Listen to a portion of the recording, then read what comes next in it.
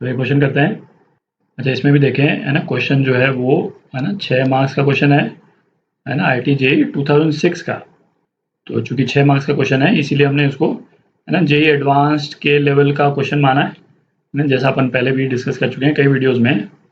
तो इस वाले क्वेश्चन में ना जो प्रिंसिपल या टेक्निक हम यूज़ करेंगे है ना, प्रॉपर्टी की नहीं बात कर रहा मैं, है ना, जो तरीका हम यूज़ करेंगे इस वाले क्वेश्चन को करने के लिए है ना, सेम टेक्निक जो है वो फिर यूज़ हुई जो आप नेक्स्ट वीडियो आप देखेंगे है ना, वो भी JEE एडवांस का क्वेश्चन है। उसमें भी बिल्कुल ऑलमोस्ट है ना एग्जैक्टली सेम टेक्निक या प्रिंसिपल पे क्वेश्चन जो है वो JEE एडवांस्ड का क्वेश्चन है 2015 का, है ना, नेक्स्ट वीडियो में डिस्कस करेंगे अपन।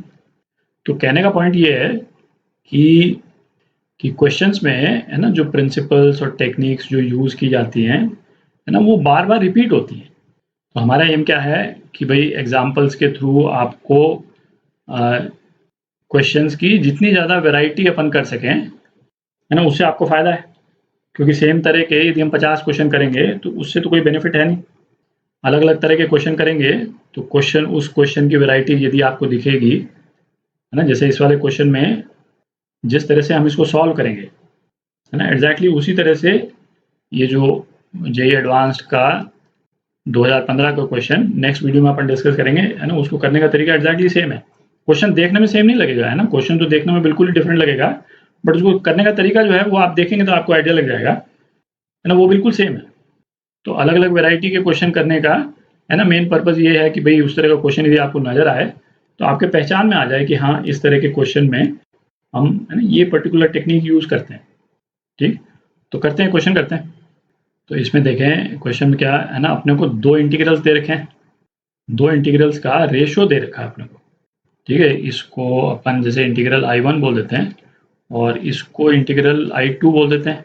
ठीक है, तो अपने को क्या I1 अपॉन I2 निकालना है। तो इस तरह के क्वेश्चन में क्या एग्जामिनर का ये इंटेंट कतई नहीं है कि आप इन इंटीग्रल्स को अलग अलग सॉल्व करें। ठीक है, ऐसा ये इंटेंशन नहीं है कि भाई आप I1 सॉल्व करने लग जाएं, उसका कोई वैल्यू लाएं A1 है ना, I2 सॉल्व करने लग जाएं, उसकी वैल्यू लाएं A2 और उसके बाद में आप है ना A1 बाई A2 निकालें, है ना, ये नहीं करना है। क्योंकि एक तो बिल्कुल क्लियर है कि आप देख ही सकते हैं कि भाई इस तरह का इंटीग्रल जो है ना, वैसे भी निकालना बहुत आसान चीज़ नहीं। ये इंटीग्रल तो वैसे भी नहीं निकलेगा, वो एक अलग बात है, पर एग्जामिनर का इंटेंशन ये नहीं है कि आप दोनों को अलग अलग सॉल्व करें। तो इसका मतलब क्या हो गया कि है ना कोई भी इंटीग्रल हम ले लें है ना, सपोज जैसे चूंकि I2 का पावर जो है यहाँ पे 101 है और I1 का पावर केवल 100 है, तो इसीलिए मैं लिख रहा हूँ कि I2 को हम यदि I1 के फॉर्म में ले आए है ना, I2 is equal to A1 into I1 है ना, इस टाइप के कुछ फॉर्म में ले आए तो हमारे पास में I1 बाई I2 निकल जाएगा है ना, I1 बाई I2 क्या हो जाएगा 1 अपॉन A1 आ जाएगा। इंटेंशन ये है कि I2 को हम मैनिपुलेट करें या I1 को मैनिपुलेट करें है ना, किसी को भी हम मैनिपुलेट करके और दूसरे इंटीग्रल के फॉर्म में ले आए। सॉल्व नहीं करना है ना, सॉल्व नहीं करना है। ये I1 भी मतलब ये इसी फॉर्म में रहेगा, इंडेफिनेट इंटीग्रल के फॉर्म में है ना, 0 to 1 और जो भी एक्सप्रेशन दे रखा है ना, ये एक्सप्रेशन ये इंटीग्रल के फॉर्म में ही रहेगा और साथ में एक कोई पर्टिकुलर कांस्टेंट आ जाए है ना। और तो हमारे को तो क्या रेशियो जो निकालना, हमको इंडिविजुअल इंटीग्रल तो निकालना नहीं। तो पॉइंट क्या है, ये चीज़ को ध्यान में रखें कि हमको इंडिविजुअल इंटीग्रल को सॉल्व नहीं करना है, हमको केवल रेशियो निकालना है। तो हमारा एम जो है इस तरह के क्वेश्चंस में कंप्लीटली चेंज हो जाएगा। तो अब हमारा एम क्या हो गया कि भाई इंटीग्रल हमको नहीं निकालना है, हमको केवल एक इंटीग्रल को दूसरे इंटीग्रल के किसी एक फॉर्म में निकालना है। ठीक है, तो इस इंटेंशन के साथ में है ना अब हम अटेम्प्ट करते हैं क्वेश्चन को। तो अपन इंटीग्रल I2 ले रहे हैं है ना, I2 इंटीग्रल ले लिया अपन ने, लेने को I1 भी ले सकते थे, बट इसमें पावर चूंकि हायर पावर है ना, रेज टू पावर 101 है, इसीलिए I2 ले लिया अपन ने। तो ये क्या है ना, 0 to 1 1 minus x to the power 50 raise to power 101। ठीक है, अच्छा इसको क्या, इसको तो इंटीग्रेशन बाय पार्ट ही कर सकते हैं है ना तो इसमें कोई सब्स्टिट्यूशन लग सकता है ना उस तरह का सिंप्लीफिकेशन हो सकता है ना। किस तरह का सिंप्लीफिकेशन कि भाई एफ एक्स डी एक्स जो है वो F of A minus x होता है ना, डी एक्स 0 to a और उसके बाद में इन दोनों को ऐड कर देंगे तो कुछ सिंप्लीफाई हो जाएगा है ना। वैसा भी होता हुआ नजर नहीं आ रहा है ना, आप देख ही लें, विजुलाइज करके भी देख सकते हैं है ना, 1 minus x raise to power 50 आएगा, जो कि बहुत सिंपल सा एक्सप्रेशन है नहीं, है ना। आप ऐड करेंगे तो उसमें कुछ निकलने वाला है नहीं आपके। तो इंटीग्रेशन बाय पार्ट्स करते हैं अपन। तो ये फर्स्ट फंक्शन हो जाएगा और सेकंड फंक्शन क्या हो जाएगा, 1 हो जाएगा, है ना, dx। तो ये क्या हो गया, फर्स्ट फंक्शन, है ना, 1 minus x to the power 50 raise to power 101 into integral of second minus integral of differential of first, differential of first, है ना, 101 1 minus x to the power 50 raise to power 100 और into क्या हो गया, minus 50 x to the power 49, है ना, ये हो गया। और इंटीग्रल ऑफ सेकेंड एक्स हो गया, ठीक, इंटू डी एक्स, है ना, 0 to 1। अच्छा, अब यही देखें, है ना, इसमें यदि हम इंटीग्रल की लिमिट्स लगा देते हैं 0 to 1, तो ये तो दिख ही रहा है कि भाई ये वाला एक्सप्रेशन तो 0 ही हो जाएगा, है ना। 1 डालेंगे तो ये 1 माइनस 1 ये 0 हो गया, और 0 डालेंगे तो इस x के कारण 0 हो गया। तो ये वाला एक्सप्रेशन ये तो 0 ही हो गया, अपने पास में ये बच गया, ठीक।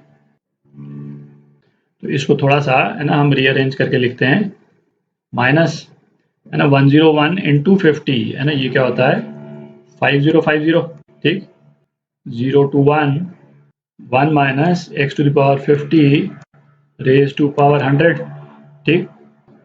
अच्छा, अब इसके साथ में क्या मल्टीप्लाइड है, minus x to the power 50 से मल्टीप्लाई किया हुआ है, दिख रहा है।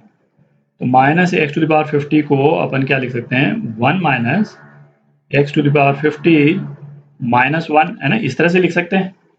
इसको दो अलग अलग तरह से लिख देते हैं, है ना, ऐसे करके लिख सकते हैं अपन। तो ये क्या हो गया, माइनस 5050, है ना, 0 to 1 1 minus x to the power 50, है ना, रेज टू पावर 101, ठीक, और minus 1 minus x to the power 50 raise to power 100 और dx अलग अलग लिख लें, है ना, dx चलिए अलग अलग लिख लेते हैं, dx ये हो गया, ठीक, और ये इसका ब्रैकेट जो है ये इस तरह से है। तो अब आप देखें, जो ये वाला एक्सप्रेशन है ना, ये वाला एक्सप्रेशन क्या है भाई, ये वाला एक्सप्रेशन तो I2 ही है, और ये वाला एक्सप्रेशन है ना, ये वाला एक्सप्रेशन क्या है, ये I1 है ना, ये न्यूमरेटर वाला इंटीग्रल है, ठीक। तो अपना एक्सप्रेशन जो है वो क्या हो जाएगा, है, थोड़ी जगह बना लेते हैं। तो ये क्या हो गया, है ना, माइनस 5050 I2 प्लस 5050 I1, है ना, ये हो गया। तो अपने पास में हमको I1 बाय I2 निकालना है, तो I1 बाय I2, है ना, ये क्या आ जाएगा 5051 अपॉन 5050, है ना, ये आ जाएगा, ठीक। और ये वाला एक्सप्रेशन क्या है ना, 5050 इंटू I1 बाय I2। तो ये एक्सप्रेशन, इसको यदि मैं अल्फा बोल दूं तो अल्फा जो है वो क्या हो जाएगा, इसको 5050 से मल्टीप्लाई कर देते हैं, तो अपने पास में क्या आ गया 5051, ठीक। तो ये आपका आंसर, है ना, ये आपका आंसर। अब आप जो है ना, जैसे जो अगला वाला वीडियो जो मैंने बोला था, है ना, उसको आप जरूर एक बार देखें, है ना, उसमें एग्जैक्टली सेम प्रिंसिपल, है ना, फिर यूज हो रहा है, ठीक है, पर वैरायटी जो है वो बिल्कुल डिफरेंट है क्वेश्चन की।